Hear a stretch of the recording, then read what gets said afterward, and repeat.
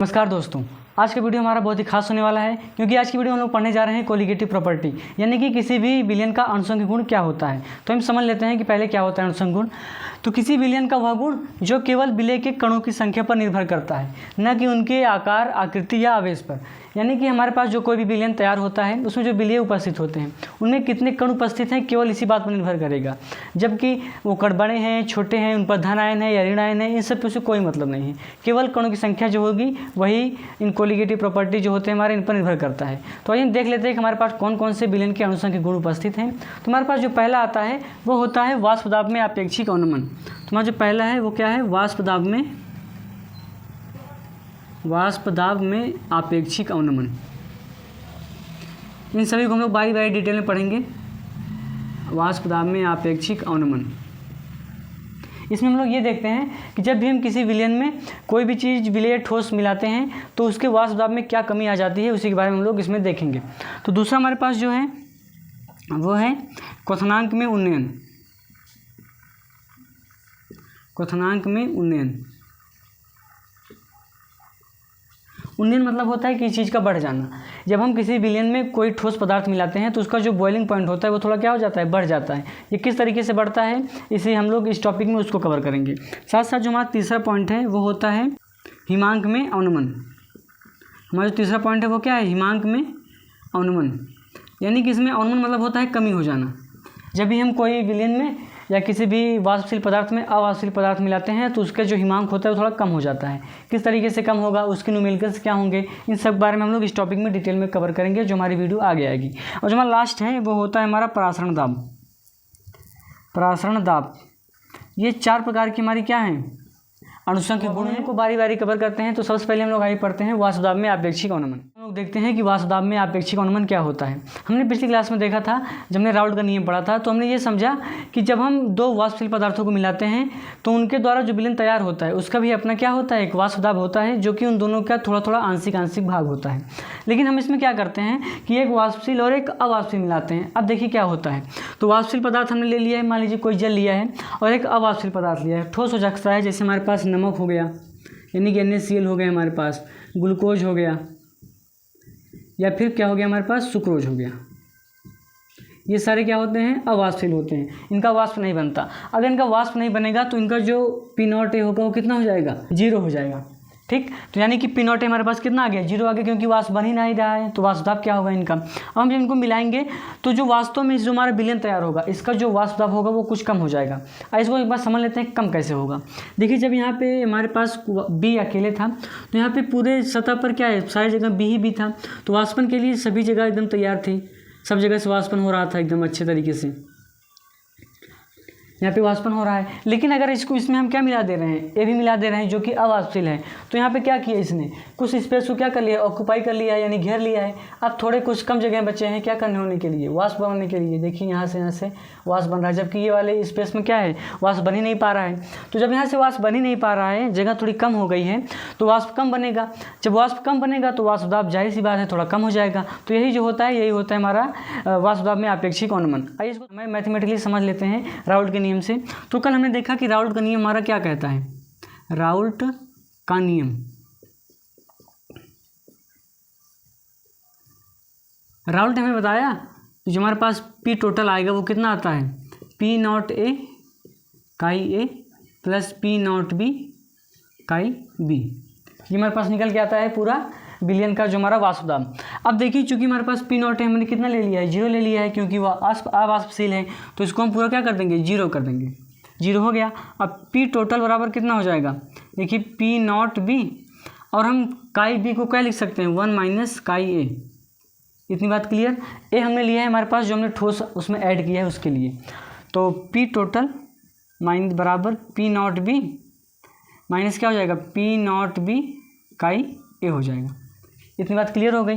अब हम इसको वाले को इस साइड ले लेते हैं और इस वाले को इस साइड ले लेते हैं। तो क्या हो जाएगा, देखिए P0B काई A इक्वल टू क्या हो जाएगा, P0B माइनस PT, इतना हो जाएगा।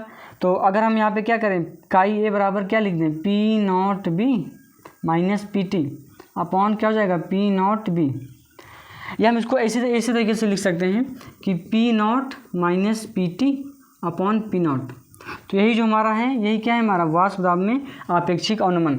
यहाँ पे पी नॉट हमारा किसके लिए है, यहाँ बी वाले के लिए, जो हमारे हमने पहले से ही द्रव लिया था जो कि वाष्पशील है। तो ये हमारा फॉर्मूला निकल के आता है। इसको थोड़ा हम और आगे अगर कर सकते हैं, करना चाहें तो कर सकते हैं, जैसे कि P not minus P T upon P not. तो काई को हम लोग क्या लिख सकते हैं, N A upon N A plus N B, N A plus N B. इतनी बात हो गई। कभी कभी क्या होता है कि जो हमारा एन बी होता है इसके मोल बहुत ज़्यादा होते हैं एन ए की अपेक्षा, यानी कि एन ए जो होता है वो बहुत ही छोटा है किसके, एन बी को। तो अगर जब बहुत छोटा है तो N A plus N B, ये हम किसके बराबर लिख सकते हैं, लगभग एन बी के बराबर। तो यहाँ पर नीचे क्या लिख सकते हैं हम, एन बी कर देंगे, इसको हम कैंसिल आउट कर देंगे 0 के बराबर। तो P not minus P T upon क्या हो गया, पी नॉट हो गया बराबर N A upon N B. ये भी हमारा एक फार्मूला है। तब फार्मूला हमारा ये वाला इस्तेमाल करेंगे जब हमारे पास जो ए के मोल है वो बहुत ज़्यादा छोटे हैं, तो ये वाला उसके लिए हो जाएगा। तो ये हमारा फार्मूला होगा। अब हम इस पर क्या करते हैं, थोड़ा न्यूमेरिकल करते हैं। ये अब हम लोग देखते हैं अपना पहला सवाल, जिसमें हमको दिया गया है कि 9 ग्राम ग्लूकोज को 900 ग्राम जल में घोला जाता है, तो प्राप्त विलयन का वाष्प दाब क्या होगा। जबकि हमें पी नॉट यानी कि जल का जो हमें वाष्प दाब दिया गया है शुद्ध अवस्था में, वो दिया गया है 760 mmHg हाइट। तो आइए हम लोग सवाल को लगाते हैं। तो सबसे पहले हमको ग्लूकोज का भार दिया गया है, यानी कि WA दिया गया है। इसको हम A ले लेते हैं, इसको हम क्या ले लेते हैं, B ले लेते हैं, ठीक, क्योंकि A हमने पहले ही विलय के लिया है और B किसके लिए, विलय के लिए। तो WA बराबर कितना हो जाएगा, हमारे पास 9 ग्राम हो जाएगा। वहीं अगर हम बात करें WB का, तो निकल कितना आता है हमारे पास 900। और ये एक बात करें हम ग्लूकोज का जो अनुभार होता है, तो ग्लूकोज का अनुभार अगर आप देखेंगे तो इसका अनुभार होता है 180। आप इसको याद कर लीजिए, ग्लूकोज का होता है 180, सुक्रोज का होता है 342।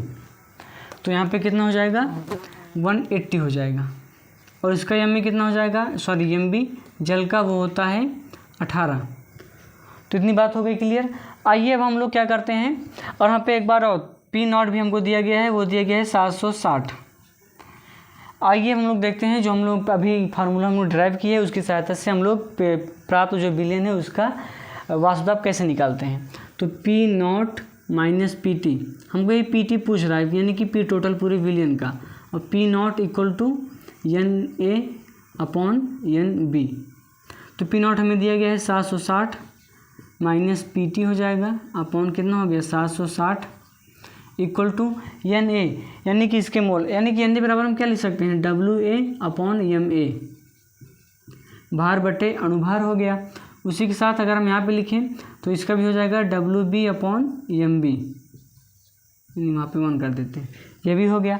अब देखिए 760 minus P T upon 760 equal to WA का मान क्या है हमारे पास, 9 ग्राम दिया गया है, तो यहाँ पे हम 9 लिख लेते हैं अपॉन एम में कितना हमारे पास 180 है, तो यहाँ पे कितना हो जाएगा 180 हो जाएगा।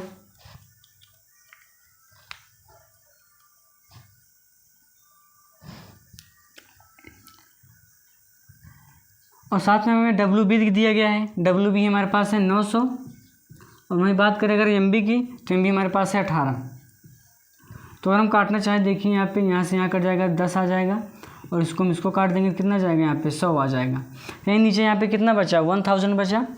अब देखिए क्या होता है, 760 को हम उस साइड भेज देंगे, तो 760 minus P T equal to कितना हो जाएगा 760 डिवाइड बाई 1000। एक जीरो से एक जीरो कैंसिल, इसको करेंगे माइनस तो दशमलव हमारे यहाँ पे आ जाएगा, यानी कि 760 minus P T equal to 0.76 इतना जाएगा। अब इसको हम इस साइड बोल लेते हैं, उसको साइड भेज देते हैं, तो 760 माइनस 0.76 इक्वल टू कितना हो जाएगा पी टी हो जाएगा। अब इसको माइनस कीजिए, कितना आ जाएगा, यहाँ पे आ जाएगा 759.24, ये हमारा क्या आ जाएगा mmHg हाइट आ जाएगा। यानी कि हम जब भी क्या करेंगे 9 ग्राम ग्लूकोज को 900 ग्राम जल में घोलेंगे तो हमको जो विलयन प्राप्त होगा उसका क्या होगा वाष्प दाब। देखिए पहले क्या था 760 था, लेकिन अब कम होकर कितना हो गया है 759.24।